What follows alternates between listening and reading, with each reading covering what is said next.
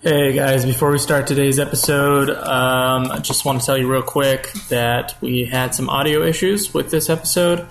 Early on, Caleb Schweiss's mic turned off, and so you can hear him very quietly through another microphone that's being picked up in his mixer.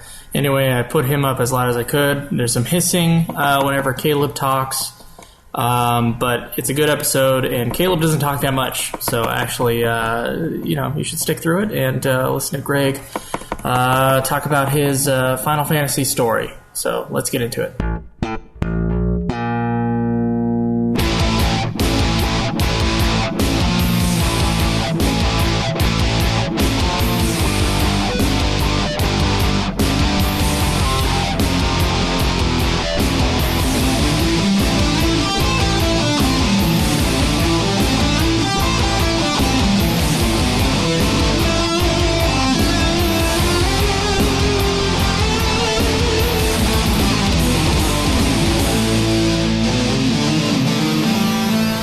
Welcome to another episode of Ultima Final Fantasy, the ultimate in not finishing the Final Fantasy games podcast. I am your host, Caleb Schweitz.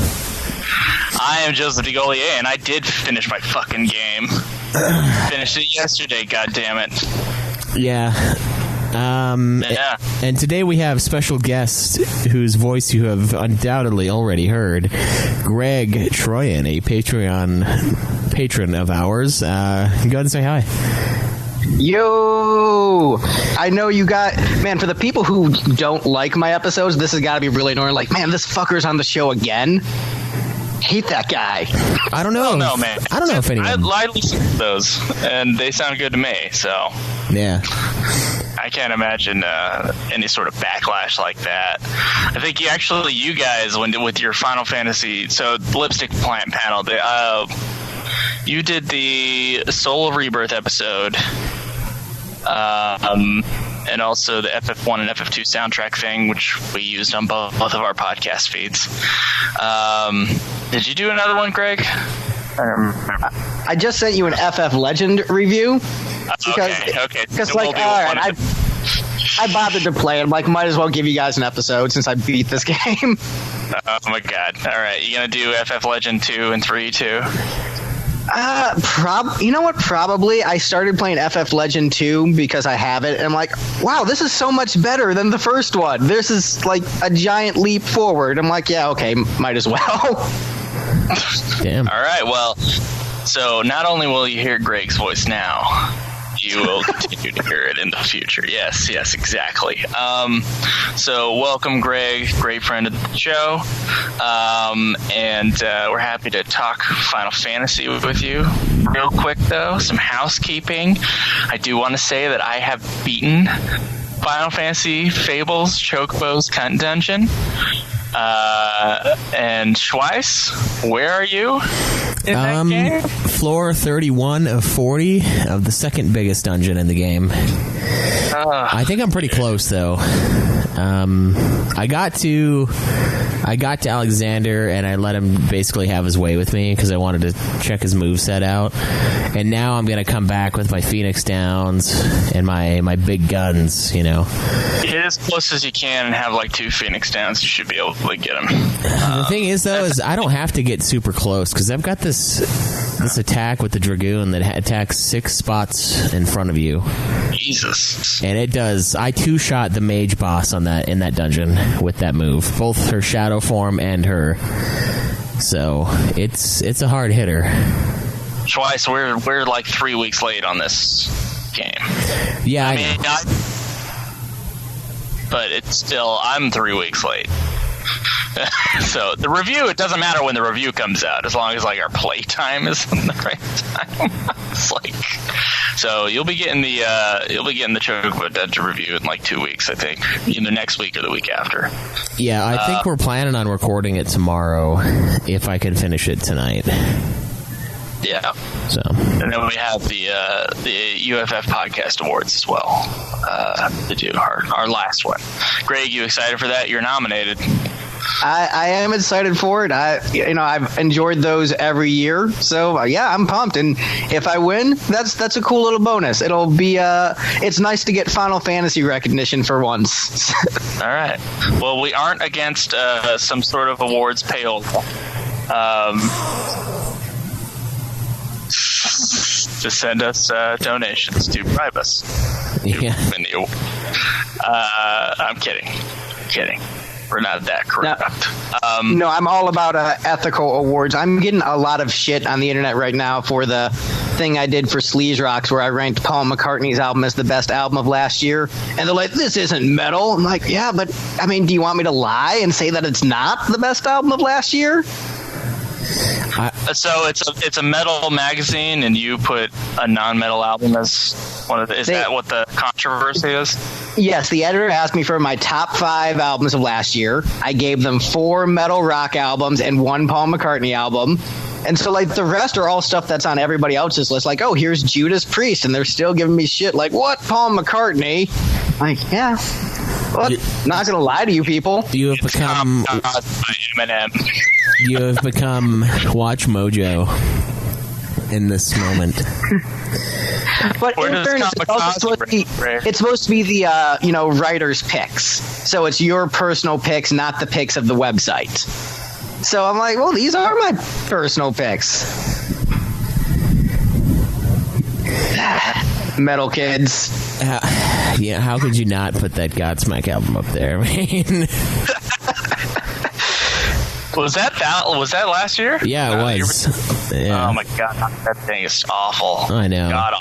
I think the Disturbed one might technically be worse, but it's not as much of a disappointment because Disturbed has been lame for a lot longer. So it doesn't hurt me as bad. It's painful to listen to because it's like, Mary, you remember those two really trash songs on the last album? Let's just make that the second half of the album. Like, I didn't even listen to it, man. I was scared. I have not touched that Disturbed album. You should be. I just remember, sorry, Greg. I know you're a big Disturbed fan. I actually, when I DJ'd at a metal club, I would play some Disturbed songs. So I like Disturbed. They're fine with me. I'm not huge on them, but I don't dislike them. So my thing after Asylum, Disturbed went on hiatus, and I'm thinking I would like Disturbed now if they had stayed on hiatus. If they didn't come back with the light, they could have been in I like that band kind of list. But. Yeah, no, dude, that's the song they thought we should make the second half of the album like that song, The Light. We should do that, and then they did. That's why you should be very afraid to listen to that fucking CD. And it also didn't get number 1, so they broke their streak. Oh shit! So now I was worried for a minute. I was like, God damn it, Disturbed is just gonna keep pumping them out so they can overtake Metallica. And I was like, I'm just gonna hit up Lars and tell him, dude, you gotta get in the recording studio again. Disturbed can't be beating you guys in any way. Oh Jesus! Then they fucked it up. Oh God! Good. Yeah. Glad they did. I'm kidding. I'll have to listen to the album and judge it for myself, I guess. Yeah, my favorite album of last year was Eminem's album, I'll be honest. Which I don't think would have ranked in your metal magazine either. I don't think that would have gone over well. I mean, if I had listened to it, I didn't hear it. So maybe I'm like, yes, this is number 2 right behind Paul McCartney. Would have infuriated them even more. Oh, yeah, that's right. What were your other top 5? I'm curious. So, I mean, it was really close. All of them were pretty much neck and neck. So it could have been in almost any order. Second was Billy Morris and the Sunset Strip. He released a new solo album this year, and that one was the toughest for me to rank because Billy is my old guitar player. He played on Lipstick 1, he played on Lipstick 2, he played with Warrant and Quiet Riot and Tough, but his new solo album really impressed me. It's got a label release, and it was really, really good. I was blown away by it. So number 2. Then I think I put Judas Priest, Firepower at 3. Striper's Goddamn Evil at 4. And then number 5, I put the new Smashing Pumpkins record, which was just another really good album. And then I had a couple honorable mentions that were just barely didn't make the cut because it had to be 5. So like I put Loudness up there, and it's mainly like 80s metal. That news site is what they're looking for, and conveniently that is a big part of my taste. So most of those fit into that category. But yeah, they were angry about Paul McCartney being number 1. Just it's the venom I was getting on my feed. I'm like, geez, guys, I didn't know you guys hate the Beatles so much. I think that's a little ridiculous, but I'm on your side actually with this one, Greg. Believe it or not. Oh, don't worry. You can be against me once we get to the rankings. Oh yeah, I'm sure I will be. Well, is it really that far off? I'm just curious. I did some lipstick panel style rankings for us, and actually it's not that far off. I think once we get into that, so I think when we get to the rankings at the end of the episode, I'll reveal my personal rankings for the series, and then what that means for a lipstick panel style ranking of our 3 rankings. And it's pretty accurate. I don't think you guys are going to really disagree with it. Okay. Well, then let's get into it, Greg. Where did you first hear about Final Fantasy? All right, I have notes because I have so much tale to tell. So the first time I heard of Final Fantasy was I was at my grandparents' house, and my uncle was a teenager at the time, and he had video games in his room, so he was the cool uncle, and so he had a Sony PlayStation and a copy of Final Fantasy VII. And I had never played a JRPG before, but I played it when I was over at his place, and I was blown away. I was like, what is this?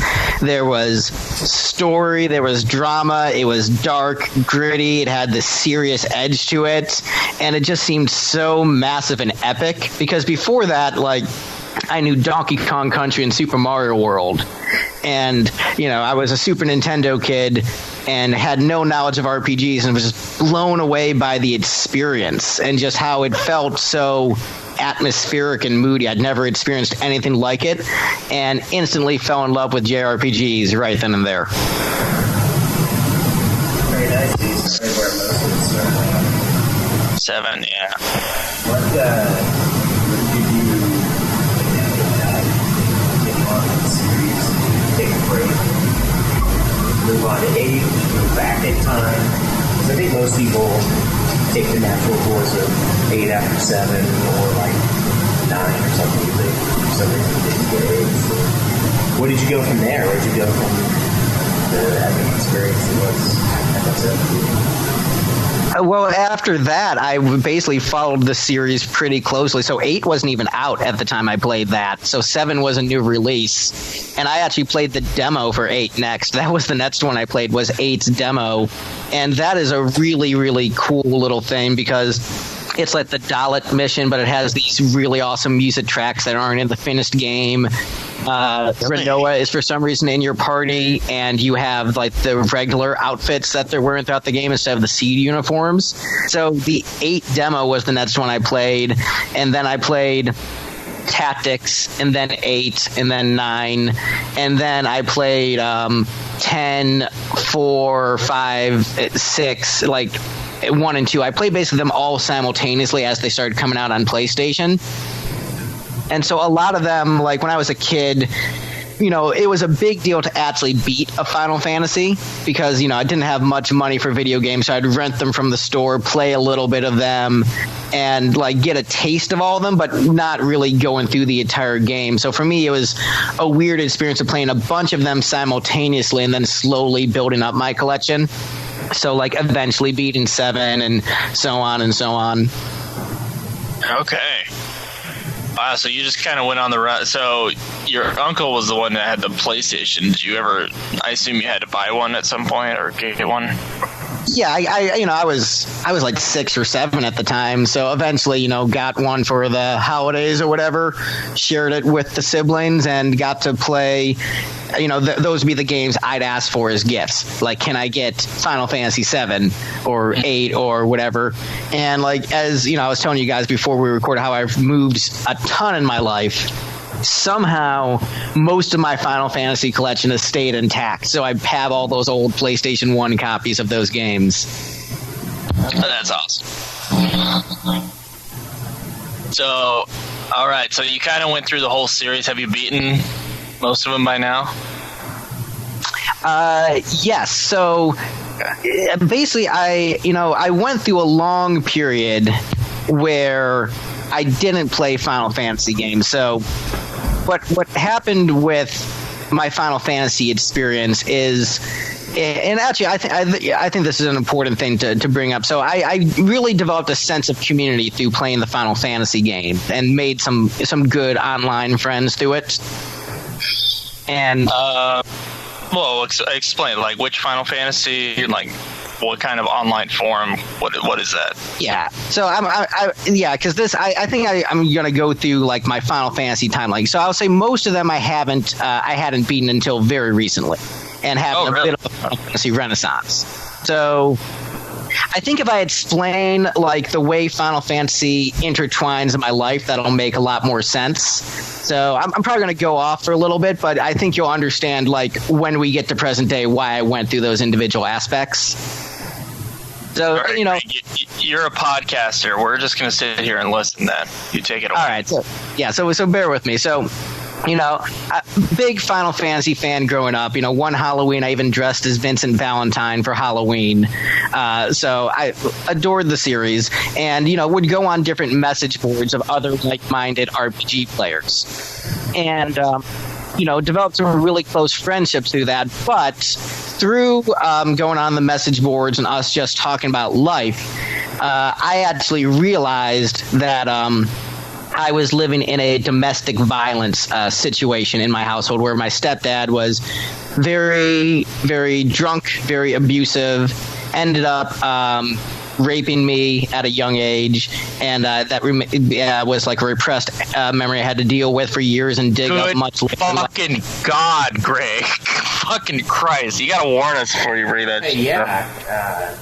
Oh, man. I mean, that's terrible. You go for it, but... Yeah, okay. I'm going to explain how this all ties in. This does tie into Final Fantasy somehow. Oh, Jesus Christ. All right, Greg. I lived a ridiculous life. That's wretched. Yes. Okay. All right. Let's move on. And so, yeah, that became a repressed memory that, you know, I dug up a few years back, and made me relate to Cloud Strife a lot more. Ironically, like, oh, repressed memories, I know that shit. So that's made me like FF7 way more than I already did, and it was already my favorite. But tangents. So when I finally realized I was living in a domestic violence situation, like got past the bullshit brainwashing, you know, a lot of people when they're in a domestic violence situation, they just sort of give up hope or whatever. But once I realized what the situation was, I'm like, fuck it. I am getting out of this. I am going to build a better life for myself. So I was like 12 or 13 at the time.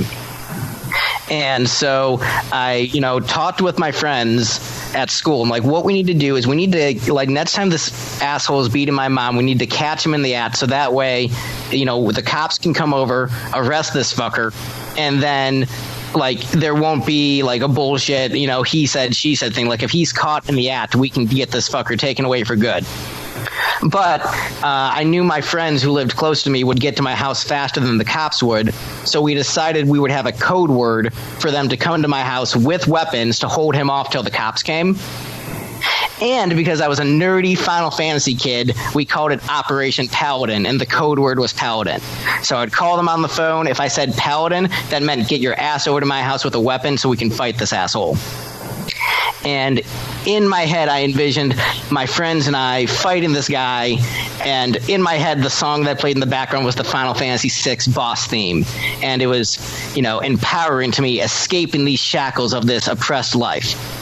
But my mom found out about the plan, and not wanting to risk like embarrassment in the community, actually finally like bit the bullet and moved us away from him, and moved me from Connecticut back to Ohio, where I was originally from. Oh damn! I'm so hoping for like a, you know, you got to the boss fight and then you just one shot him with like a sauna, and you're like, ah.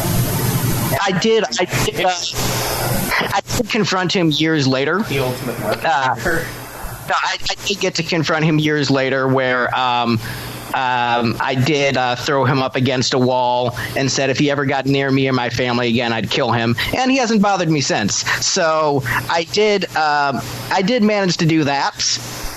But, the epic Final Fantasy VI boss theme did not happen. But, I feel like, this is an important story to share because, it's like Final Fantasy has been a core part of my life in many ways. Like, that's just one story where, it gave me the inspiration and hope to stand up to a villain like that. And so if not for my friends made through these games, if not through these inspirational stories, I might not have had the balls to come up with that plan, and my mom might not have found out about that plan, and my life could have been way worse. So, it's hugely important to me as nerdy as it is. Where it's like, yeah, it's just a fucking video game. It's just a book. It's just a movie. But art can change your life. Art can inspire you. Art is important.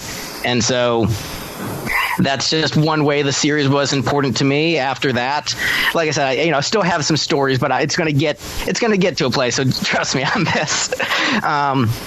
So after that, I moved back to Cleveland, Ohio, my original hometown, and fell out of playing video games for a while because I started playing in bands in high school and going on all kinds of miscellaneous adventures. And then after high school, I wanted to pursue music as a career. And I basically had 4 options of cities I wanted to move to: Stockholm, Sweden, Nashville, Tennessee, Los Angeles, or New York. I had decided I was going to move to Nashville because it was the cheapest option. And but I wanted to have some job skills before I moved there. So I went to community college to get a paralegal degree. But during my time in community college, my mom's husband at the time sexually assaulted my little sister. So this was a new asshole. And because of that, I told my mom I didn't want to live with her. I thought it was bullshit that she didn't stand up for my sister and didn't leave this guy. And because of that, me not wanting to live with her, I ended up essentially homeless because of it, because my dad lived too far away and wasn't close enough to help me get to my classes. My grandparents turned me out because I went against my mom. And so because I was the only one in the family to stand up and say what happened to my sister was wrong, I ended up homeless over it in Cleveland, Ohio in the winter, which meant that I had to somehow find places to stay to avoid the cold, somehow get to my classes because I spent all my money on community college. So I had no savings left. This was in 2009, so the economy just tanked, so my job had laid me off. And basically just had to call in a bunch of favors to somehow get my degree, managed to do that. And then I went and recorded my first album. I'd saved up some money, recorded my first album. And then right before I moved to Nashville, things with my mom and family had finally settled. There was a lot of forgiveness. She left the third husband. And the third husband, piece of shit, but he had 2 PS3s.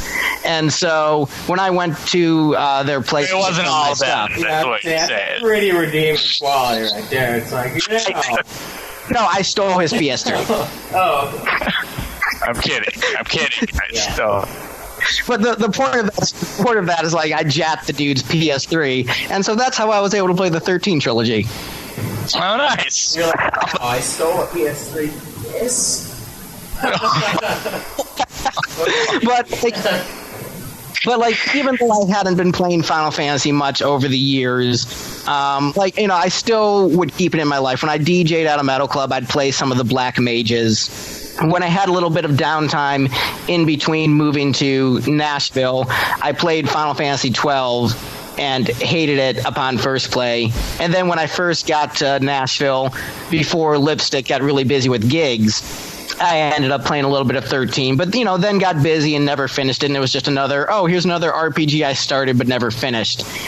And then eventually, I loaned my copy of Final Fantasy VIII to a semi-famous bass player named Scott Fernandez, who's really famous in the prog community.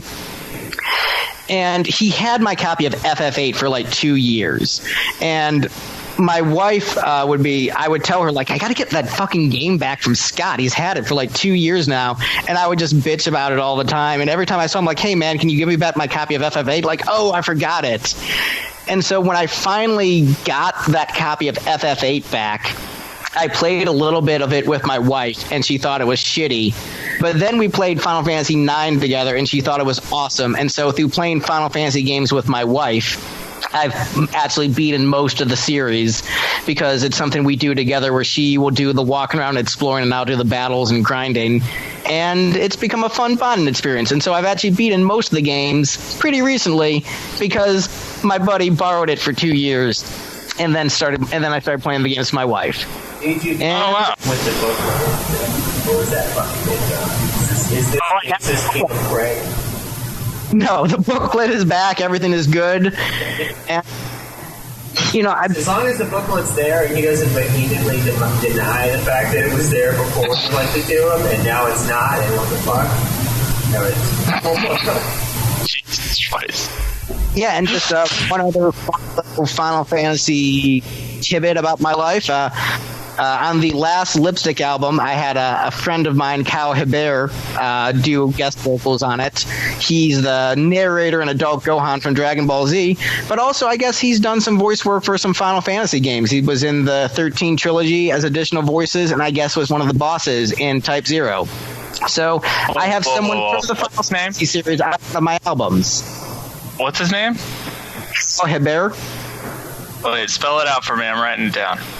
Kyle, and then last name is Hebert, so like Herbert. Okay. All right, we're good. Ryu in Street Fighter also. Nice. And so, like, I didn't even realize he was a Final Fantasy connection until I was just reading through my copy of Final Fantasy 13, like reading the booklet. I'm like, oh, Kyle did voice work for this. Oh, that's pretty cool. Oh, that's amazing. You should interview him and give us a episode again. Oh, yeah, I can like, you want to talk about these random voice roles you did for like 30 minutes to an hour? Yeah. I'm just saying, it's an idea. Whatever. That's cool. Yeah. Hey, sure, I'll do it. I mean, he was on the first episode of the Lipstick panel. Oh, was he? What album did you rank on that one? We did the first Kiss album on that one because he's a big Kiss guy, and I wanted to start the show off with some guests that people actually would care about. So I'm like, all right, I've got the narrator from Dragon Ball Z and the keyboardist from Vixen. These seem like some good guests. Sorry, I'm gonna pause your discussion on FF8's your copy of FF8 real quick. I actually looked up after we talked about was it Megadeth? Yeah, last time I was on your show. I'd started looking up some Kiss stuff, and what I realized is that Kiss sang a lot of songs I knew that I didn't know were Kiss. And then I was like, no, actually, I do like the band Kiss. I just don't like I Want to Rock and Roll All Night. Party every day. And Party Every Day. Like, Lick It Up is them. And I had no idea that was Kiss. I didn't know I Was Meant for Loving You Baby was Kiss. And then I listened to their first album and was like, I like it. So you made me like a mild Kiss fan. I am not ready to delve in deep, but I actually I appreciate Kiss now because of you. Do counteraction? No, I'm not ready to go in because I feel like when you're in with Kiss, like you're in with Kiss. I'm not ready for that yet. Yeah, like you got to be careful with that shit, dude. It's like joining a cult. So, like, best of luck with you with that. I mean, they're a really good band. They've got a great catalog. Their lyrics are kind of shitty, but they're just so fantastic with pop hooks. So I love that band. They're great. Yeah, we listen to a lot of Pantera, so I mean, we're fine with shitty lyrics.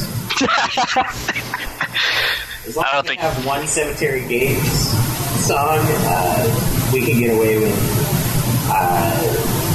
What is that one line like? I don't want to hear what you're supposed to say to me, or something like. My ears can hear what you say to me. Yeah, it's like, was this translated? Like, what the fuck? This is like a lazy early Final Fantasy translation for your lyrics.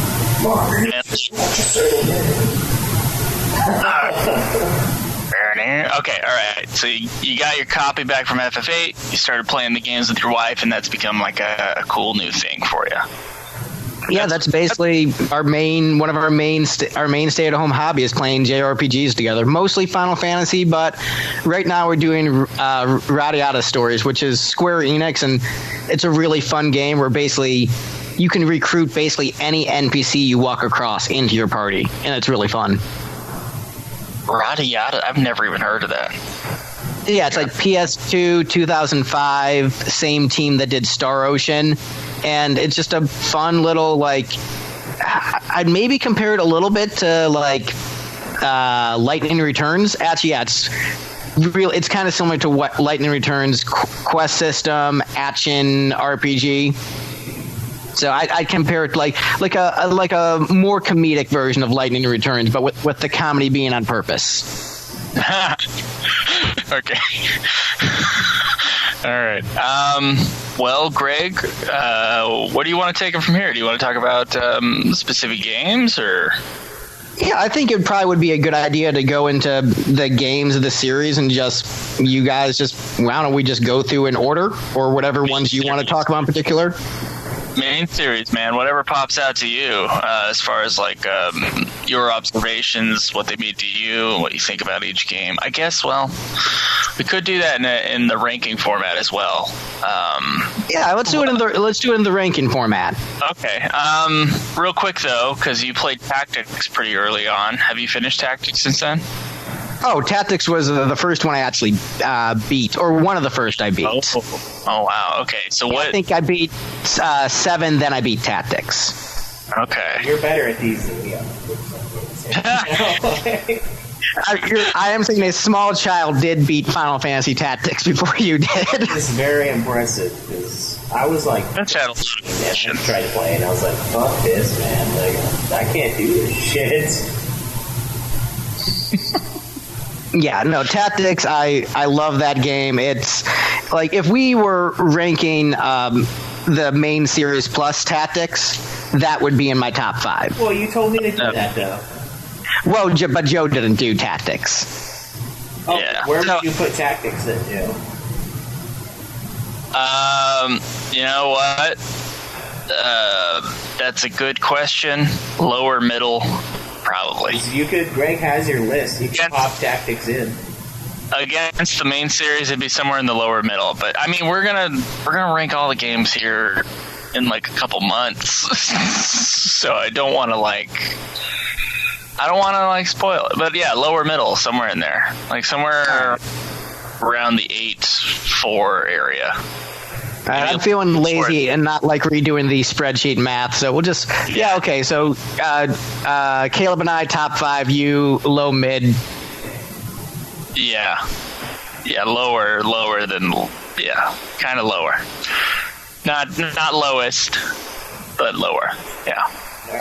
Sorry, I'm sorry. All right, so, I'm sorry, all you tactics out there. So what I think we could do is.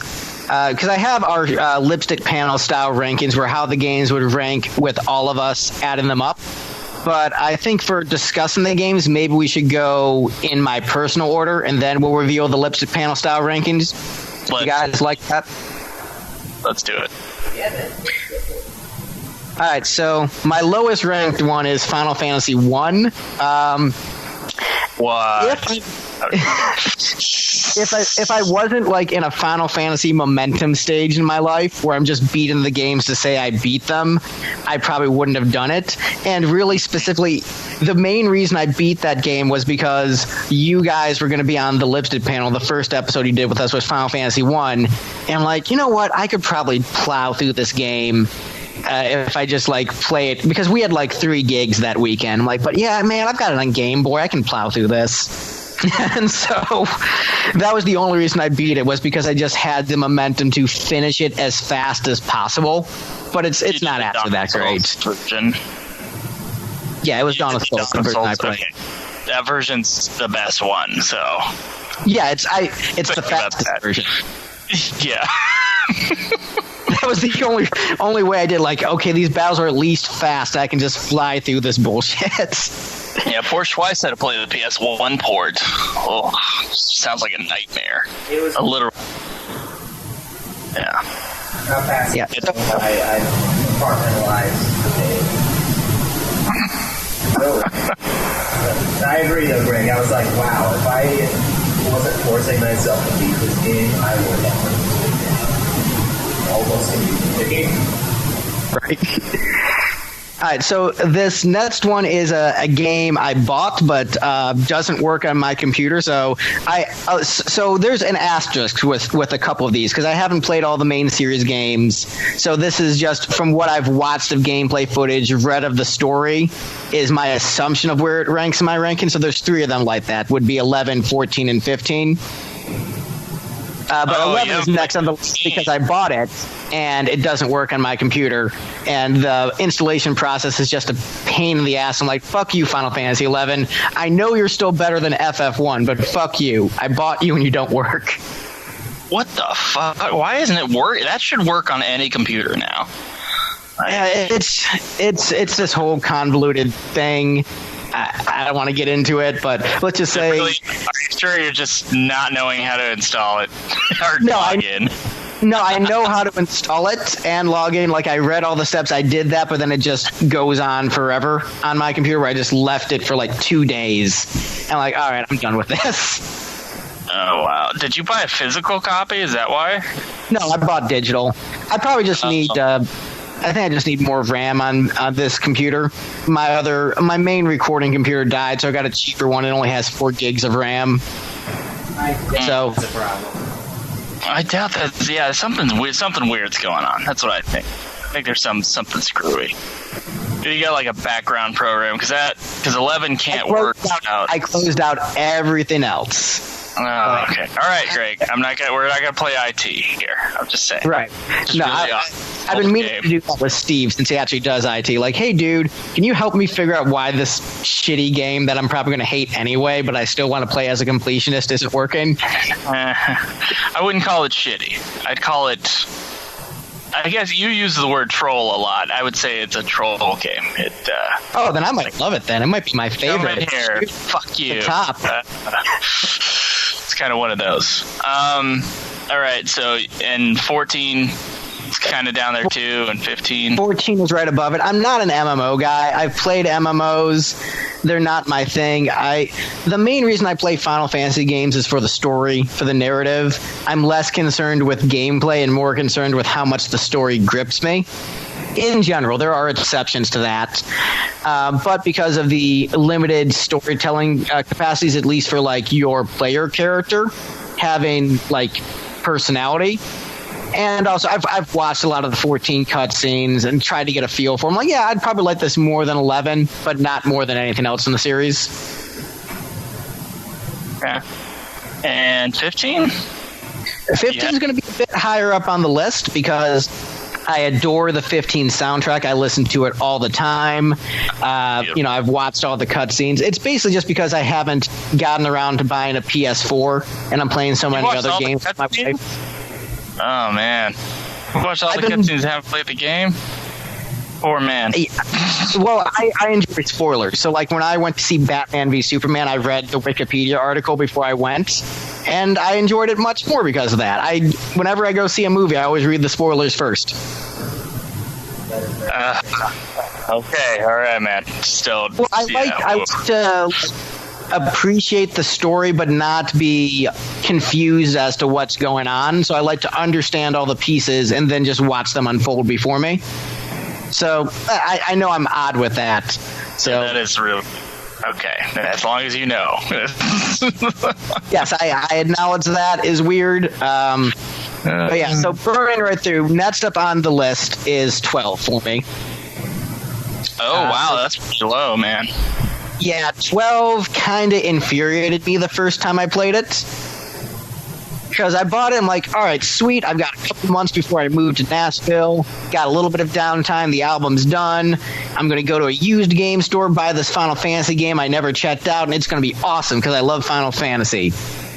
And I put it in, and was like, what the fuck is this bullshit? what? This is like a single-player MMO. What's up with this music? Why do these graphics look worse than Final Fantasy X? And it's the facial animations are actually, I looked up, I guess the overall graphics are better than 10, but the facial animations are way weaker than 10's. And that was sort of like the trade-off they did technology-wise, so that's why I thought the graphics looked shittier. Yeah, I don't think the graphics look shittier. I think they're more simplistic, in that respect. They have fewer polygons, but FF12 is like, it's one of those swan song games. It looks way better than the PS2 ever showed, basically. But I see what you're saying. And I've come to like it a lot. So basically, from this point on, these are all games that I love, except for 15, which I can't really judge. You know, I've watched the anime, I've watched Brotherhood, I've watched the cutscenes. But so I can't really judge it based upon the gameplay of it. But you know, it's more like a hunch. But the rest are, you know, so that's with an asterisk when we get to it. But 12, it's a great game. I loved it. I had a lot of fun playing it. You know, I got over my initial bad first impression. But when comparing it to the others, I just like it less. Still think it's great, but I just like it less than the other games. Okay. All right. Take your word for it. All right. This is all you have, though. All you have is your word. And next up is Final Fantasy III, right above Final Fantasy 12 in my rankings. Why above it? Did you beat that one? Yeah, you beat them all the rest of them, right? Besides, yes, all the rest have been beaten. Okay. So wow, why is okay? 3 had a lot of charm in it for me. I played the original on emulator to get a feel for it, but I played the 3D version with my wife, and it was a really charming, fun game. I just enjoyed the visual style of both versions. I really liked the music. You know, this was one of the few games I didn't read the spoilers for, or read all the spoilers for, because I thought, whatever, this game's going to be shit, I don't care. And it actually genuinely took me by surprise when it was revealed that the world map was just one continent in a much larger world. When you found out the floating continent was just a tiny part of the world. And I was like, whoa, that is awesome. And I had a lot of fun playing it. My wife rage quitted at the end, where in the final dungeon I lost to the final boss, and the dungeon was so long, and she said, that is bullshit, I'm not playing this game anymore, we're done, let's move on to a different game, that is such bullshit. I'm like, babe, we're at the final boss, we might as well finish it. And so then I just finished it by myself, but she sat there watching. So I still count that as a game we completed together, but she does not count herself as completing that game. You know, all you gotta do is exit out of the program real quick from your... Jesus Christ. You load the game back up, and you're okay. Right. God damn it. I'm still mad about that, Schweiss. Still mad about it. My experience seems to be very skewed. My quick thinking. I'm like, oh my god, I'm gonna get out of here and see what happens. Oh, I thought the game was easy. No, this is the easiest in the series. Never mind the 6 boss fights at the end and the 7-hour dungeon. You just gotta exit out and give you a right foot battle. God, dude, it really is it's like 30 minutes to get up to where the bosses are at. Yeah, I can see why you're rage quit. It's pretty irritating. Yeah. I got real mad at the end of that game. I totally get it, but glad you beat it. Yeah, I respected the troll aspect of it, where I wasn't even mad. I'm like, damn, that's a pretty great troll. Good job, game. Oh, God. All right. But you like that one more than 12. That's really interesting. I don't know. It had more charm for me. I think 12 was severely lacking charm. Like, it was a good game, but it felt kind of dull in comparison to the rest of the series. Yeah, I think Balthier and Fran are super charming. I think they're super charming, but there was actually a 10-hour period of us playing 12 where Bosch didn't have a single line of dialogue, and I timed it. Like, when's the next time Bosch is actually going to say something? And so it was a big troll for me in a lot of ways, but not a troll that I was entertained by like 3. All right. What's above 3? But yeah, Balthier is great. He's one of the best characters in the series. Yeah, so next up is 5, which is just a better version of 3. Okay, I can respect that. Yeah, 5 is a much better version of 3. Yeah, that's pretty much all I need to say. So moving on, next up is 6. Whoa! We're already at 6, huh? Yeah, so I know this is my big hot take opinion in the series is 6, where I don't think it's I think it is middle of the road, not necessarily at the very top. I think it's a great game. I think it's a classic, but I think it has some problems. I think the game loses a lot, and also, I have emotional connection to this game. Like, that decisive battle boss theme is ingrained in the core of my psyche, so there's a lot of love here. But with this game, it loses a lot of momentum once you get to the World of Ruin. Before beating the game with my wife, I had played Final Fantasy VI maybe 10 times in my life, got into the World of Ruin, and gotten bored each time. And so it just keeps, I keep hitting a wall where I'm just like, yep, I'm bored. I don't care anymore. Kefka's a great villain. There's some great characters in it, but I think it lacks a strong core foundation of a protagonist, where I get it. That's the point. It's like Game of Thrones. There's not really a main character. It's shifting perspectives. But I think Celis was done better with Beatrix and 9, that same kind of character. Also remember, I played a lot of these simultaneously, so my opinions of them were like viewing them all with equal weight at the same time. And so despite some things I really loved, like I thought the Moogle fight was awesome and playing as a Moogle was rad, I liked some of the characters a lot. Overall, I think because it was lacking that really strong main character, and I think the World of Ruin losing momentum for me, I wasn't as emotionally invested in it as I was in other games in the series, and so that's why I ranked it a little bit lower. That's why it's more in the middle for me. All right. Okay. All right, man. And Beatrix and Celis, though, they're both kind of a tragic, characters. They just get kind of... No, they are pretty similar. I haven't thought of that. And I do love Beatrix's character. I guess Beatrix's actions were more believable than Celis. Like, Celis is just all of a sudden like, I'm a good guy now. Also, I'm going to call Sid my dad because why not? Like, her motivation seemed to come out of nowhere for me, where if they just gave a little bit more dialogue to explain why she's acting the way she is, I'd probably buy it more. That's true, because in 9 you do fight Beatrix numerous times, and she takes a while to truly see that, oh wow, this green glop wench that I'm helping is actually really evil. Maybe I should change my mind on this. But Celis is just like, oh yeah, you're totally right, let's do this. Right. Yeah, but we're doing that. 6, I have magic. right? We're doing this. Resistance. But on record, 6 is a great game. It's a classic. It's amazing.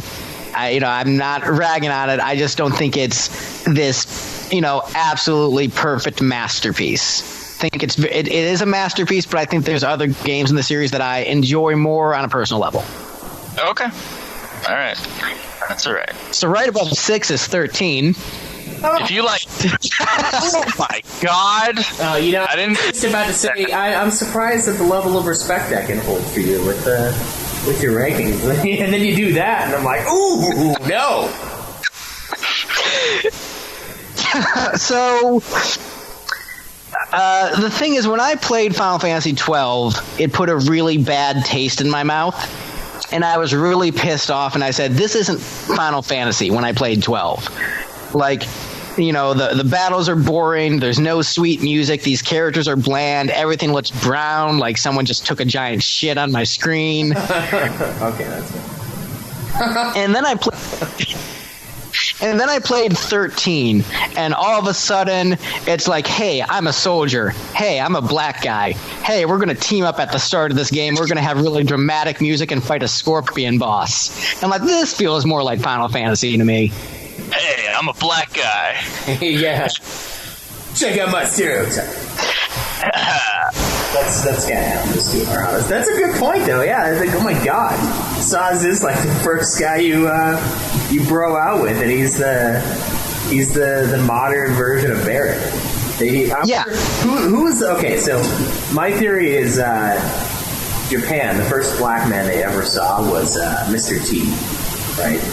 From that wonderful show, The A-Team. Who do you think they saw that made them create Saz, the second black man they ever saw?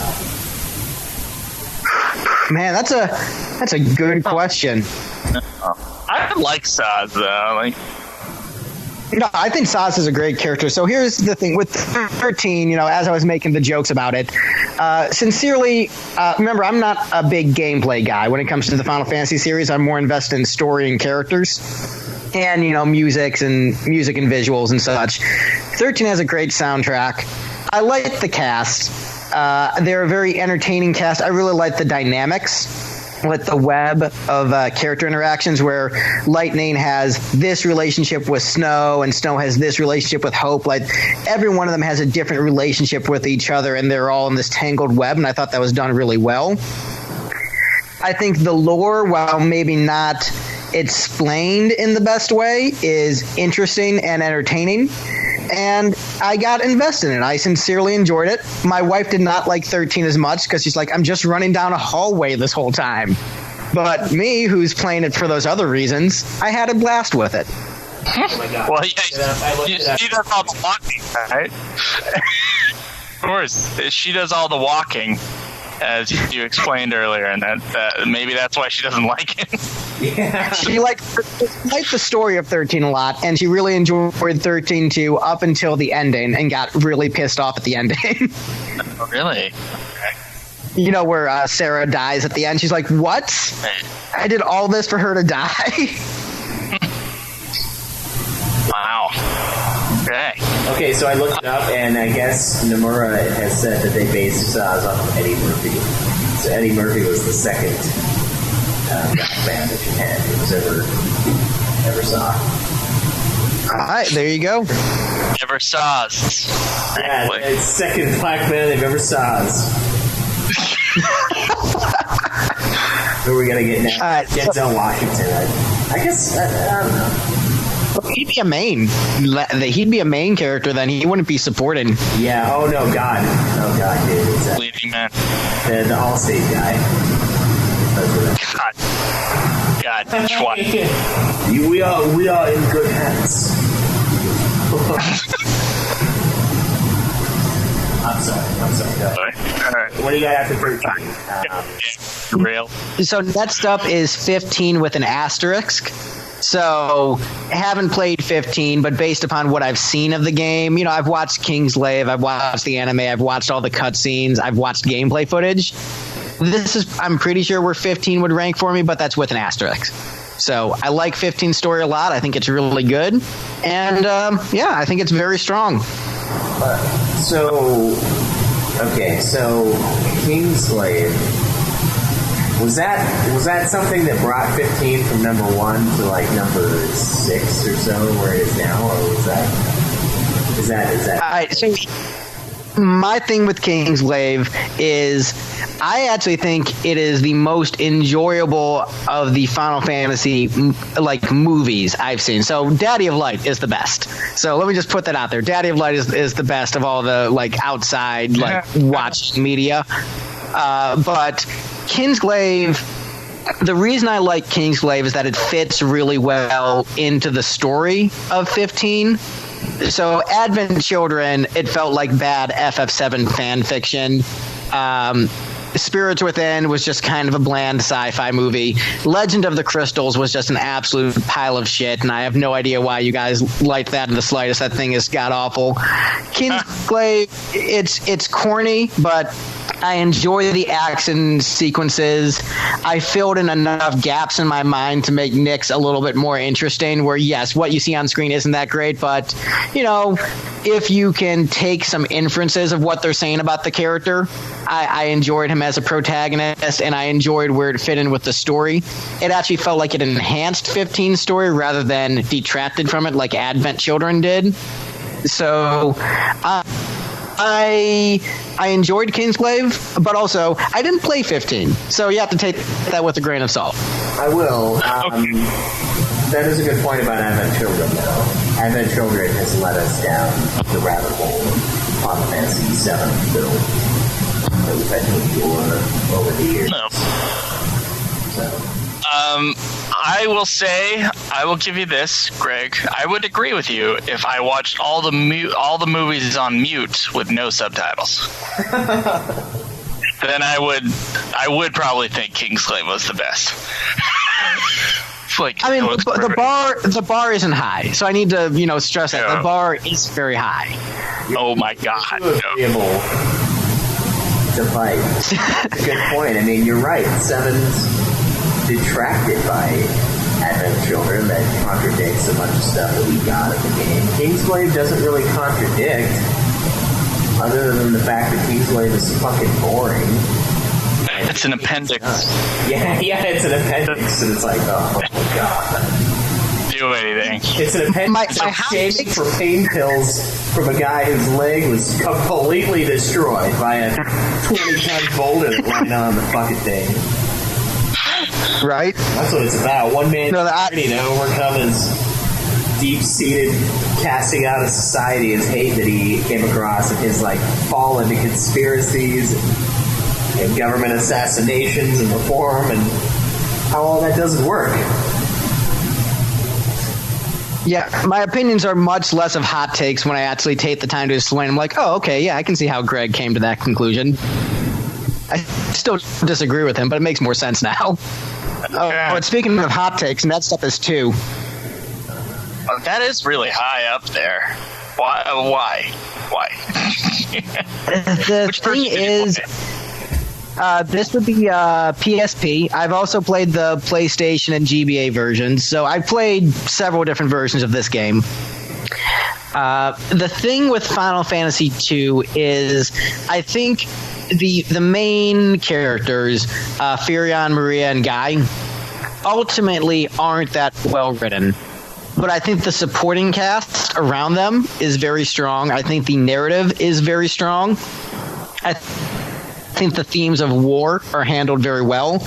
The story has a lot of momentum where it's always interesting to see what happens next. I think the villain is really great. I think the soundtrack is fantastic. And I think Soul of Rebirth helped a lot with it, where that additional game where you had the dead characters fighting him in heaven while the living characters fought him in hell, I thought was a really cool concept, made the villain that much more epic.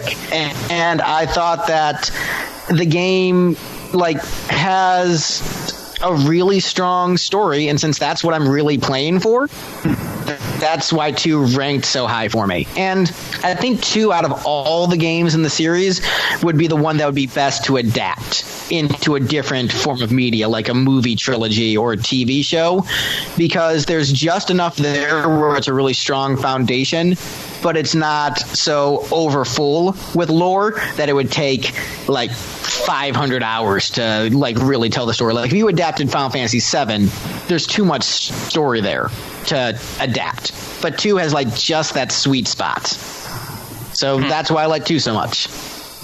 Well, so, it was already made into a movie. It was called Star Wars. The gameplay is bad at 2.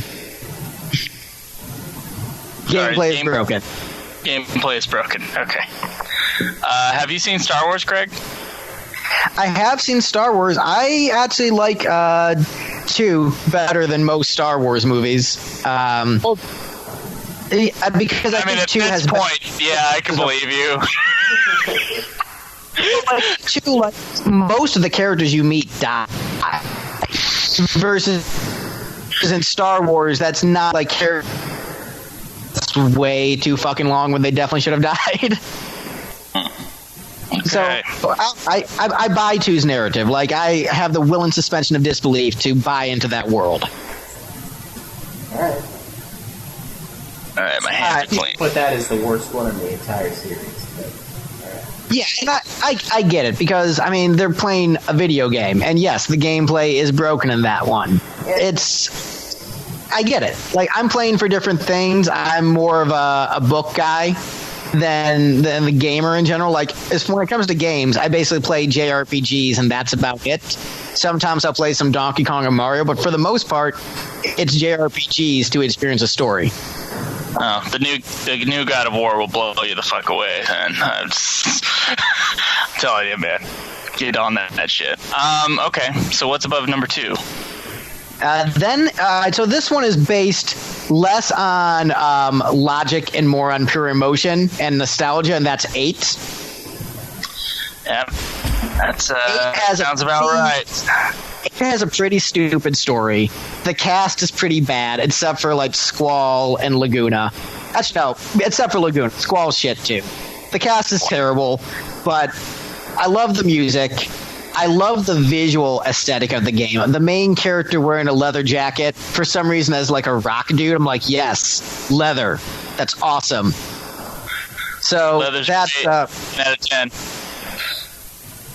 Yeah, so, and I think just me sincerely loving the visual design of that game is why I rank it so high. Mm-hmm. But I think the game does get legitimately very, very good at the end.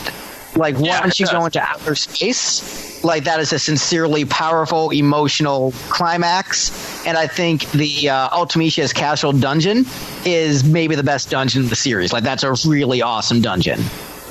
I can agree with the ending being, like, the ending section of that game is just really good. And yeah, the last dungeon is pretty darn cool. It's fun to break. Like, this is the one that's fun to break. Like, being God level at the end of Disc 1 is really fun to do. Yeah, just drop. Is an interesting mechanic. Where you don't do any of the random battles. It's pretty exciting. And that means half your game is spent on instructions for a train mission.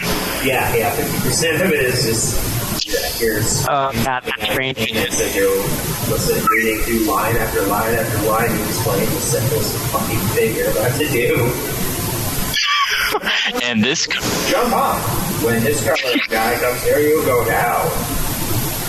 I look at porn, and thus must crouch on the floor to hide my Norwegian gutter and my pants.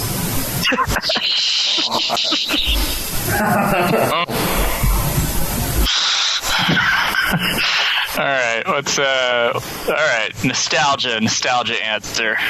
Final Fantasy VIII. Okay, I like that game a lot. I don't give a shit. Yeah, it's fun. It is goofy. The orphanage thing. Like, we're all from the same orphanage, and we forgot is possibly the worst moment in the entire series. So there's a lot of problems with that game, but that visual style, for some reason, like, that is, for me, I just adore the art design. Yeah, I like the way the game looks too. Worst moment in the entire series. What about Makalena Temple? And then Titus goes, Oh, dude, that's a fantastic moment, and that's up on my list of 10. Segue. That's a good segue, but I want to talk to you about the Eyes on Me as a music man. How bad are those lyrics? Scale 1 to 10. I think the lyrics are good, just poorly translated. So I think the overall idea of the lyrics and they weren't translated very well. But I think it's a good melody. It's a good song. I was actually just chatting with a friend of mine about East Asian music last night, and like the different scales and stuff they use, which, I get. It's not for everybody, but I don't think it's a bad song, but it's not in my playlist. It's not in rotation. I won't skip it if I hear it, but I'm not listening to it on the regular. You like a lot of J-pop, though. I like a lot of what? You like a lot of J-pop? Some. I do, but I'm not as deep as like the anime kids who only listen to J-pop. I mean, I was sharing, some J-pop with this friend last night, but also some like Japanese 60s psychedelic. So I'm sort of a citizen of the world when it comes to music, and like all different kinds from all over the planet. Greg, I think Eyes on Me is one of the worst songs I've ever heard in my life. Maybe Stupid Ho is worse. I'm not going to die on a hill for Eyes on Me. Like, if you don't like it, I'm like, yeah, I get it. I think it's fine. Don't bring Stupid Ho into amazing. Don't you bring Stupid Ho. I get it cracking like a bad back. Bitch talking like a queen when she looking like a lab rat. I'm Angelina, you Jennifer. Come on, bitch. You see where Brad at. Those are actually better lyrics than any of the lyrics in Eyes on Me. I'm just... Well, they're certainly relevant to the time. I mean, yeah, of course. it's like the argument between South Park and, Family Guy. It's just one of them is still good and one of them's not. So they keep up with the times. But here's what I'll say about Eyes on Me. It worked really well in the outer space scene. I thought it was... okay. All right. Go ahead, Greg. Sorry. Yeah, it worked well in that scene, and I liked its narrative throughout the story of what's her name, the piano player, Julia, writing the song about Laguna, and it's like its history in that world. So it works well as a narrative piece, but it's not a song I will listen to on a regular basis. I think it's fine. The translation was a bit awkward. I so disagree with you on that. I'll just leave it there. I mean, well, look, we're playing a series where one of the lines is "this guy or sick." Where bad translation just happens sometimes with the Final Fantasy series. True. But that's celebrated as a joke. This one's celebrated. I can't. I love Faye Wong as an actress.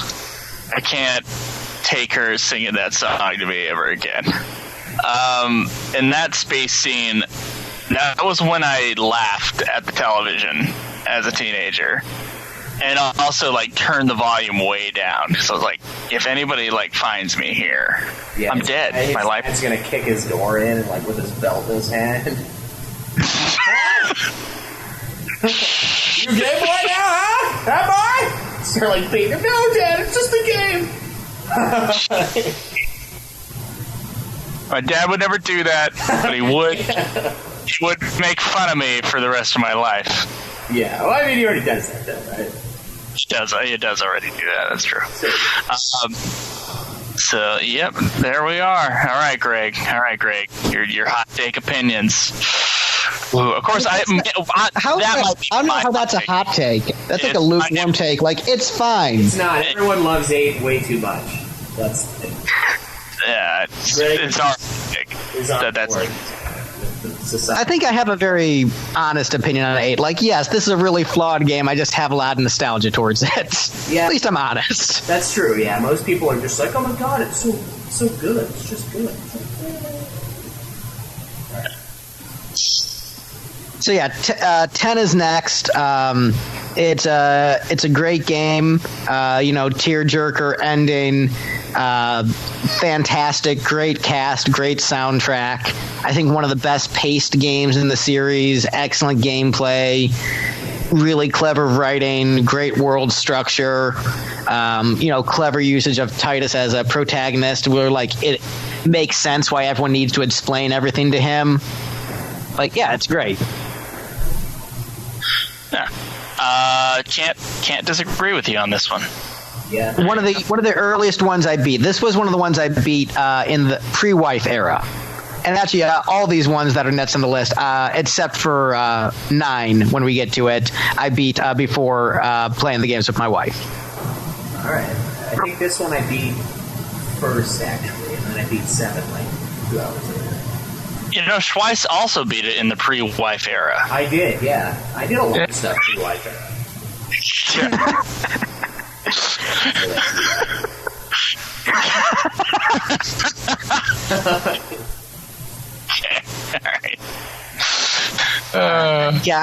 Not as much interesting things to say about 10.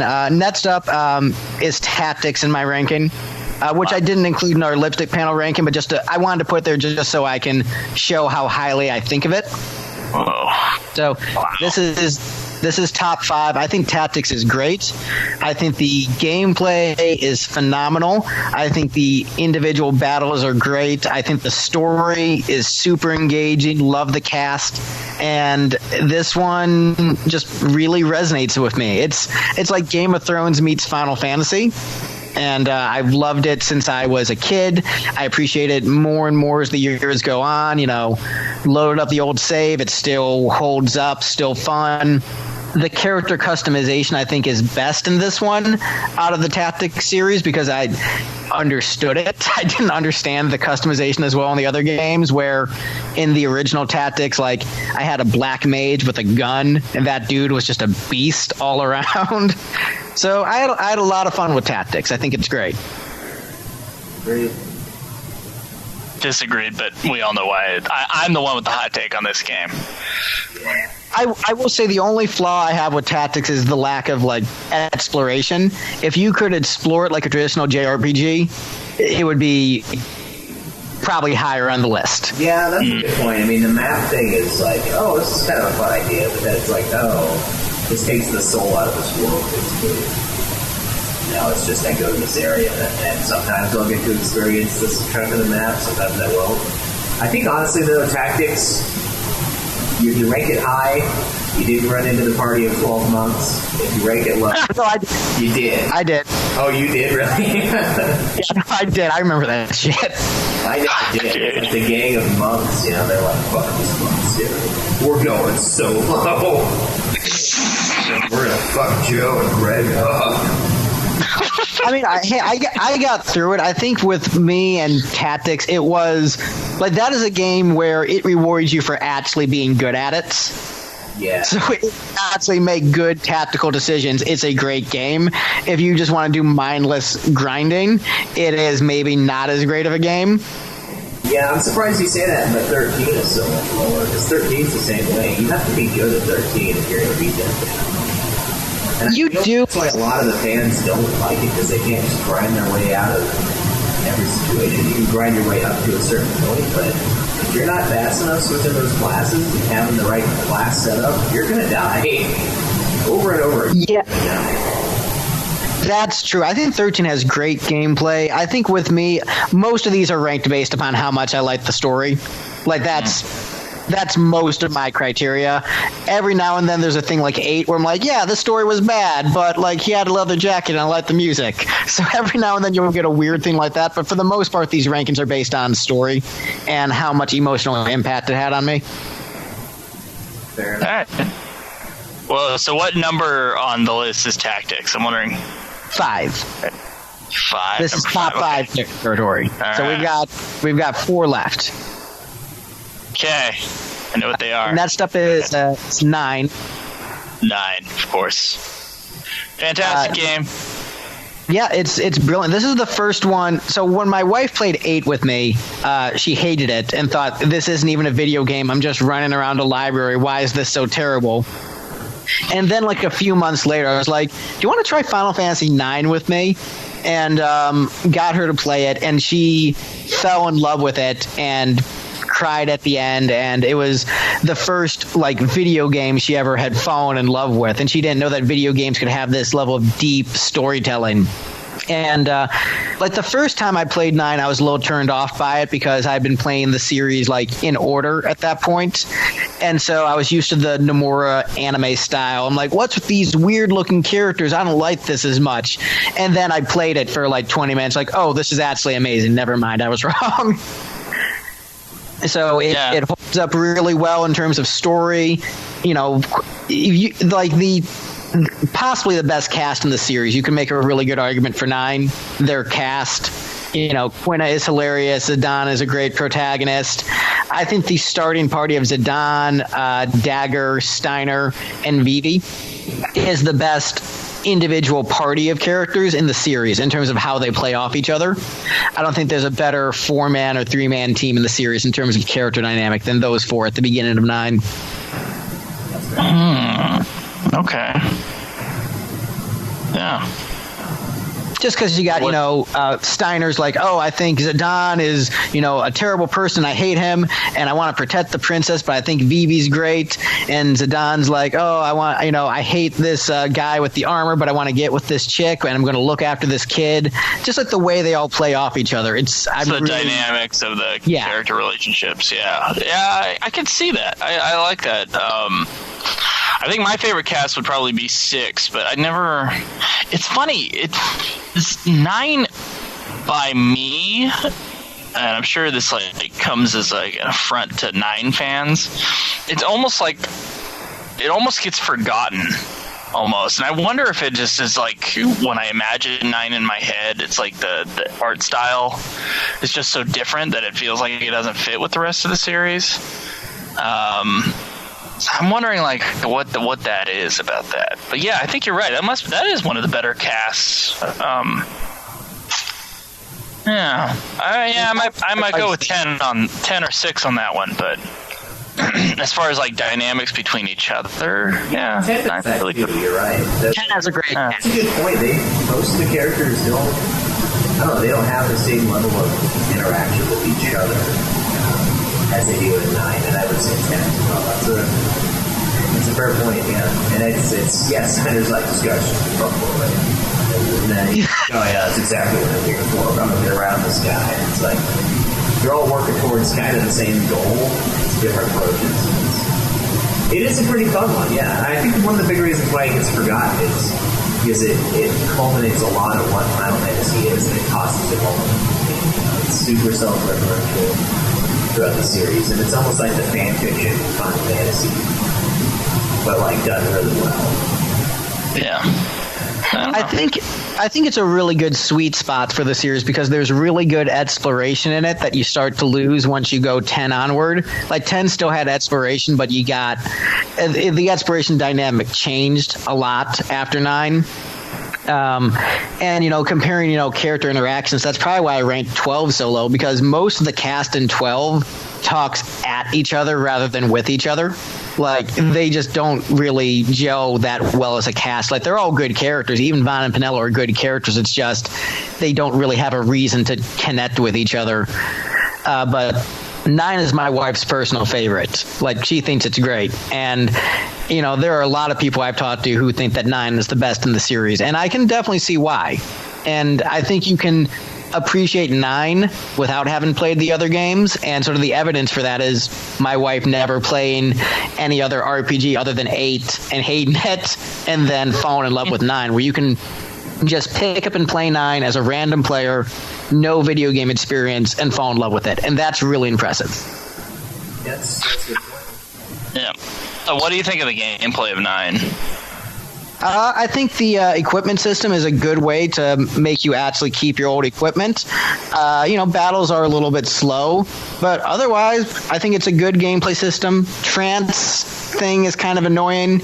I like limit breaks better. I think they're just a better version of that same kind of thing. But, overall, it's pretty standard for the series, so nothing really too much to complain about. Yeah, I will say I do love the equipment thing. I love getting your abilities. I remember in 6 when we got the summons, and I was like, oh my god, this is so cool. And when I got to 9, it was the items. I was like, oh my god, this is even better. It's like Ito, pull out that dick, man. It's time. I think it's a fun way, like you said, to just keep around your old equipment, and it almost adds a new element to playing. You get to different ways of playing, and a lot of times it's not just. You don't just go with the beat stick when it's picked up. Hold on to the other one for a while. The central ability to help do this fun. And 9, similarly to the story, like you were saying, the jobs play a huge part in 9 as well. I feel like that's one of the games where playing as a thief, you actually use the thief abilities all the time, and you get most of your equipment as Zidane. Whereas in 12 with Vaughn, he's a thief too.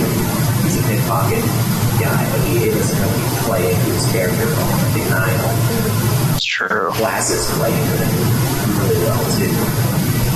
So I never thought about that. Thank you for I want to play 9 on the PS4. Yeah, Yeah. Then play it at like 9 times speed. Okay, Greg, we're in top 3 territory. Yes. So next up is FF4. Got it. See that? I put up my hands. I don't know if you saw that on the screen. I just went 4 right before you said it. Yeah, I'm not looking at the screen. I'm talking on my phone right now. But I know what your beautiful face looks like, so I'm just envisioning it in my mind as I'm chatting with you. Many do. Go ahead. But yeah, 4. I adore this game. The first version of 4 that I played was the version on PlayStation, and that is the ridiculously super hard version of that game. So that was the version I cut my teeth on. And so interesting with 4 is that I got to the very final save point of the game and then didn't play the game for 7 years, and then was just going through my stuff and found my memory card and I've got an FF4 save on here. I should load it up and see where I was at. And I'm at the save right before Zeramis, and then went and fought Zeramis and beat him on my first try. And I was like, I should have just gotten around to finishing this. So that one technically took 7 years to beat. That's hilarious. Fuck you. God. Right, that's bullshit. But for one of the best casts in the series, great story. Cecil is possibly my favorite protagonist in the series. Just powerful, emotional narrative. I resonated with the characters, the arcs. The music is phenomenal. I played the 3D remake with my wife, and that was really good also. We also played the 4 sequels, Interlude and After Years. And unlike 7 sequels where they detracted from the story and kind of made it worse, the 4 sequels fit so well in with the game and just felt like a natural continuation. And even without those sequels, 4 would rank this high. But in terms of the expanded universe of the individual games, I think 4's is actually the best in terms of the quality of other products. And I adore it and have pretty much the only critique I would have is yes, the self-sacrifice thing gets a little silly, but when you're first going through the game and the twins turn to stone and Sid explodes and Yang explodes, you're like, damn. This is heavy. So yeah. And then it turns out you thought it was heavy, and then you pull the label off, that label, and it's a Bud Light line underneath. You're like, no. Oh, and the moon thing. The moon thing was silly the first time I played it, the going to the moon thing. But when I replayed it years later with my wife, it might have to do with a better translation with the 3D version, but there was a lot more foreshadowing, and it flowed much better as a narrative. So that might have been limited SNES PlayStation era translation problems. But even with those issues, man, I loved it. Yeah, that's a good. I love that game. Love that game. Yeah. 4's Universe was a pretty good one, and I'm glad you liked After Years. I mean, it's a so-so game.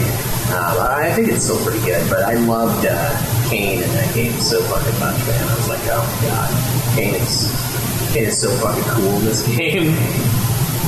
Oh, Shroud of Mystery, and then at the last second he pulls the mask off, and it's like, oh my god, it's not the cop, it's Hannibal Lecter. Whoa! It's awesome. Yeah, it's sweet. It's fucking played After Years, dude. It's you, us 3, and then Jake, and that's it. It's 4 people. But it's really, and my wife. And your wife. Isn't that? But yeah, you could actually use. You could play the battles with 2 people. Is it 4 or what? The earlier one? She does do the battles. I do the battles. She's not into violence. She lets me handle the dirty work, in our mafia situation. But I guess the only other thing I want to touch on with 4 is I want to say that Cecil's character journey, I think, is the biggest selling point of the game for me by far. Him going from Dark Knight to Paladin just really resonates with me, and still completely holds up to me for this day. All right, man. Are we at number 2 now? We're at number 2. So this one is a little bit. I'm feeling a controversy here. This is a controversy, but I put it here just because I want to recognize how good I think it is, and just to explain, I put Chrono Trigger at number 2. So I know it's not a Final Fantasy game, but I got it in a package called Final Fantasy Chronicles, which was Final Fantasy 4 and Chrono Trigger packaged together. So it says Final Fantasy on the disc. God. But the only reason I'm saying it in my ranking is just to show you how good I think it is and how much I think you guys will enjoy it when you get to it. I know I have some controversial BS opinions. Chrono Trigger is that good, is that powerful, is that fun. And so I'm not going to get too far into it, but I just wanted to show like how high I ranked it. So if it was a Final Fantasy game, that's where it would rank. And it barely doesn't take the number one spot. It's a Final Fantasy game that never was. As much as I've argued with Jake off air about this fucking thing, at one point in the development of Chrono Trigger, it was going to be like a sequel to or in the universe of the Mana games. And the first Mana game is a Final Fantasy game, so it was almost a Final Fantasy game. Right, so. But I just wanted that's the only reason I put it up there, just so I could speak to its quality. But I'm going to move on to the actual number one on my list, which is 7. Final Fantasy 7. Controversy. What a hot take. You know me and my controversial opinions. Well, it was the first one you played, right? It wasn't the first one you beat, but the first one you played. Yeah. I have a bit of a blurry memory as to the first one I beat. It was either like Tactics or 7. I'm pretty sure it was Tactics. It was right around the same time. But yeah, 7. Even if it wasn't the first one I played, I think, things I've said about the other ones that I liked so much. Great cast of characters, great story. I think this game, more than the other games, does a really good job of executing its themes very well. Where 4 has some really good themes about like redemption, but it's not the entire game. In the way that 7's theme is about like the planet and life and death and like working with your psyche. Like they do a better job of executing its themes throughout the course of the game. I think the cast is great. I think Cloud is a great main character. I think people think about emo Cloud from Advent Children and Kingdom Hearts and don't realize that Cloud from 7 is not that at all.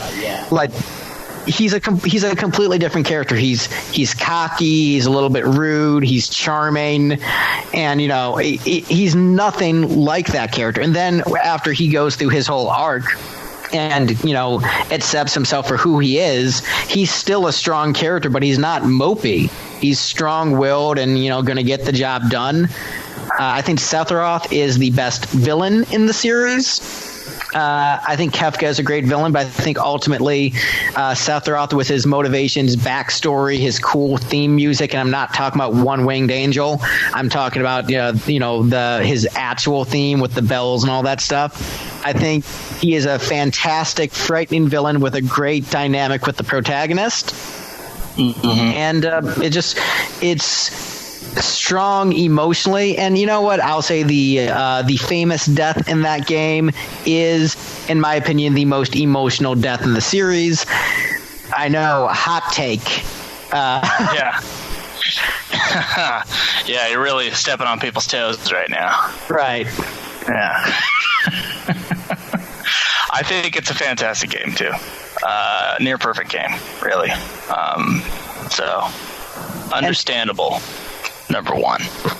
And I have our lipstick panel style rankings with all 3 of our rankings to see how they'd stack up.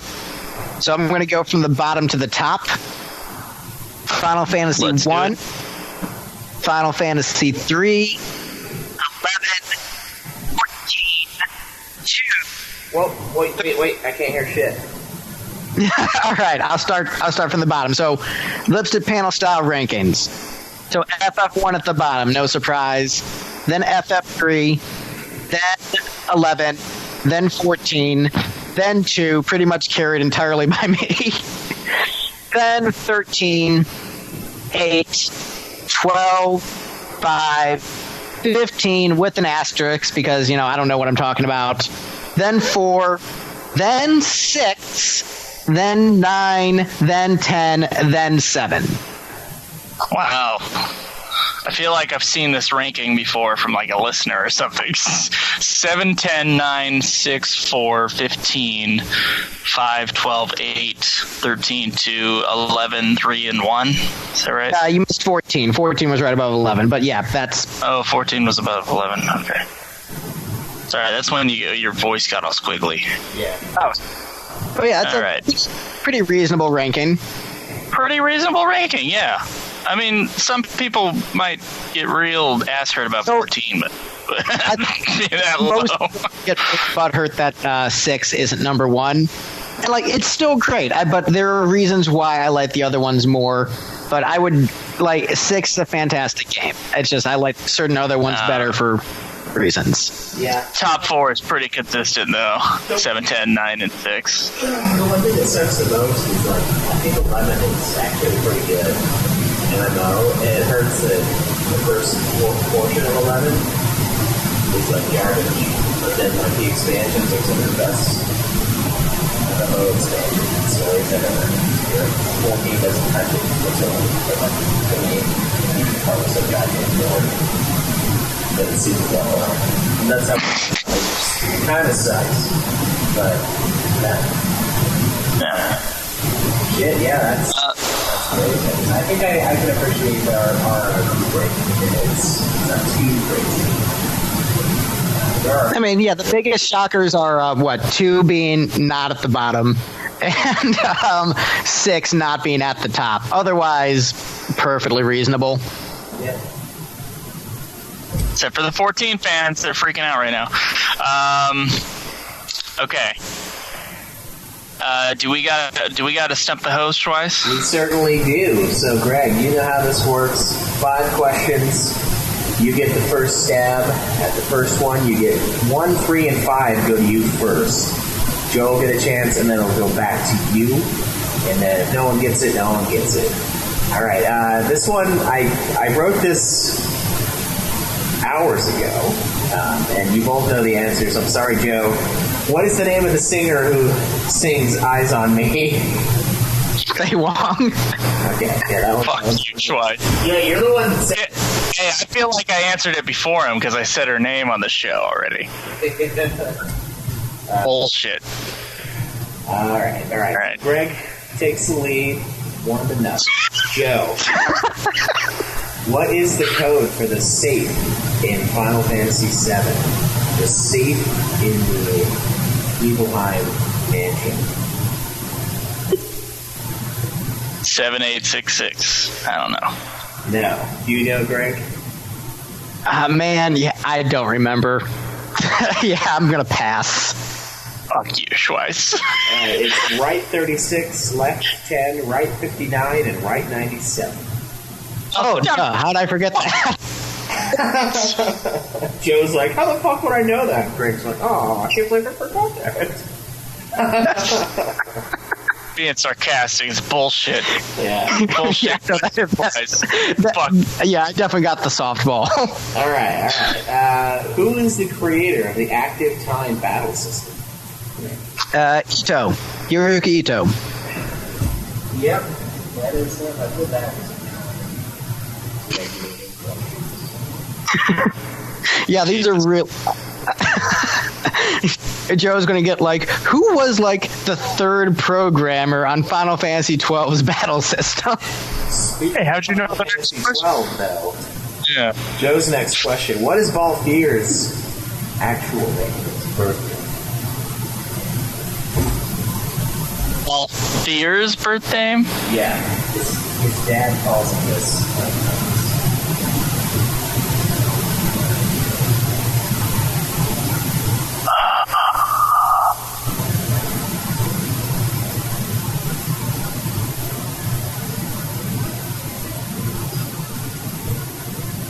Ashley. I don't know. Chase me, Ashley Ryan. Chase me. No. Greg, do you have any idea? You know what? I'm blanking on it, so I'm just going to pass on this one, too. All right, it's Famrin. Famrin? Yeah. Hey, Schweiss. Famrin yourself. I'm sorry, man. This is fucked up. Alright, so the fifth question, even though there's no chance, I think Joe can actually get this one. What is the chronological order of the Crystal Chronicles series? Oh man, the chronological order. Shoot, I've only played like 2 of them, so I don't even know what all the games in the series are off the top of my head, so I'm gonna, pass and see if Joe can do it. All right. The chronological order in Earth years is Final Fantasy Crystal Chronicles, followed by Final Fantasy Crystal Chronicles Break of Fates, followed by My Life as a King, followed by Echoes of Time, followed by My Life as a Dark Lord, followed by Crystal Bearers. Okay. I don't know what they are in their own universe. Give me a half a point, you dick. So, this is kind of a trick question. The chronological order that I wrote down was Break of Fates, Crystal Chronicles, My Life as a King, My Life as a Dark Lord, and Crystal Bearers. But, canonically, no one actually knows where Final Fantasy Crystal Chronicles takes place. It's either before or after the Crystal Bearers. It's supposed to be 2,000 years after the crystals disappeared, but they never actually said when the fucking crystals disappeared. So, I mean, it could be 2,000 years after first time, could be 2,000 years after My Life as a King, Dark Lord, so on and so forth. But for you guys, that's how I wrote it down. It's just Ring of Fates, Crystal Chronicles, My Life as a King, My Life as a Dark Lord, Crystal Bearers. And then the other one is the second one, whatever they call it. So, big question. It's a bullshit. Yeah. I'm surprised you didn't know that, though, because it's pretty in order, except for Ring of Fates. And I mean, My Life as a King and Dark Lord are basically at the same time. Yeah, those are on my to play list, so I haven't. I played like maybe 20 minutes of 2 of those games, so if I actually played all of them, I might have had a chance. But I'm like, I don't know. Forfeits. I played them all. I didn't know shit. I think Joe would even put the Tactics games as a series above the Crystal Chronicle games. I absolutely would. Joe does not like Tactics. So I like Tactics Advance and Eve 2. Gameplay wise. Yeah. That's where we are with the Crystal Chronicles Waste of Time series. God. I'm going to be interested to see where the Chocobo series lies when we're with Joe. I'm done with Chocobo Dungeon. I've wiped my hands, and I can't wait till we return to that series later on. I just can't wait. I can't wait for everybody to enjoy Final Fantasy Chocobo's Dungeon every cunt buddy. I can't wait. I feel like you said that word. I only say that word in reference to this fucking game. I hate this game. I think the last month's C-bombs for you are greater than the rest of your life. That's true. I'm pretty sure it is. I only ever used it talking about this game. Yeah. You should play Dark Souls right now, dude. And then you'll play Chocobo's Dungeon, you're like, oh, this is so refreshing. I don't give a shit about your perspective bullshit. I died in 5 hits, not in, one. One step in a 20-minute. Whatever, man. I'm done with the game. It's done. Fucking Greg won. Congratulations, Greg. Yeah, good work, man. Your knowledge is out of this world when compared to Joe. You know what the real is? You know what the real game is? It's Twice stumping Joe. That's what it is. He goes, let me give some easy questions to the guest, and then fuck Joe. Here's this bullshit question for you. That was an alternate working title, but we had to go on with stuff the host instead. Just fuck Joe. God. Fuck Joe. make the listener at home. All right, Greg. Well, thank you for your 19th visit to Ultima Final Fantasy. Thanks for having me on. Yes, at least one more visit in the future. So thank you for all that you've done for the show. Thank you for supporting the show. And it's been great, man. Yep, always a pleasure, guys. Thank you so much for having me. And also, quick plug, I'm at lipstickgeneration.com. That's where my band and podcast can be found. New music coming out in April and new podcasts every week. And hopefully we'll get Joe and Caleb on to tell Steve and I how wrong we are about Metallica. Although I think I'm coming around and becoming more correct about Metallica, and then Steve will just be completely wrong. Yeah, Justice for All is a masterpiece album. Yeah, sorry. I agree. Yeah, earlier on in this process, I was ready to murder some people. It's like, I'm going to go on there and defend my all-time favorite album. And it's my favorite, too. Shit, it's your favorite now? No, it's my favorite. I just don't think it's the best. Okay, whatever. All kind right. of like how I like FF8 a lot, but I know it's not as hot. It's not worthy of the ranking I gave it. Yeah, Master of Puppets has a base. It's a more full experience. The songs on Injustice are slightly better, except for I still like the fucking heavy face melt one on Master more.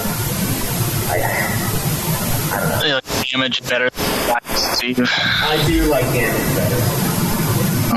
It's close though. They're both like sick. And honestly, every other song that I could compare one to the other on Injustice. Every other song except for Damage Incorporated. That's the one, and I'm like, all right, masterpiece, and then favorite. Well, all right. Metallica derail. Yeah, go check out Greg's band Lipstick. They got 2 albums, I think, right? Yeah, 2 albums. Working on new music in April. Hopefully, we'll have a music video out by then, but we'll definitely have at least new songs out by then. And something called Sir Arthur Conan Vomit. That's a joke punk band. If you want to be trolled heavily, go check that out. But it is not meant to actually be good. Something else. It's something else. Let me tell you. It's a punk band. I feel like that's been the point the whole time. Yeah, except the difference between my punk band and other punk bands is that we were bad on purpose as a joke to make fun of other punk bands. Got it. Okay, good. That's good. It's like the Spinal Tap of punk. Perfect. That sounds awesome. Okay, well, go check out the show at ultimafinalfantasy.com. You can tweet me at Joseph DeGollier. Me at UFF Podcast. And guys, we will have a review of Chocobo's Dungeon soon, and we will get to the UFF Podcast Awards, and we are going to be playing Final Fantasy 15 Comrades. When I get paid next week, I will get a PlayStation Plus subscription for a month, so we got to beat it within that month, and so that'll be a lot of fun. Greg, have you played Comrades? No, you don't have a PS4. Sorry. No, right. It's on my. I'll probably get a PS4 probably at the end of this year. Right now, I'm saving up to take my wife on a belated honeymoon. So after that, PS4 will be the next thing. Okay. Well, enjoy your honeymoon, or enjoy the PS4, whichever you decide. I'll enjoy both. Enjoy both. Hawaii first, then PS4. Okay, good. But wouldn't it be better if you... Never mind. That was bad. Okay. All right. We'll see you guys next time.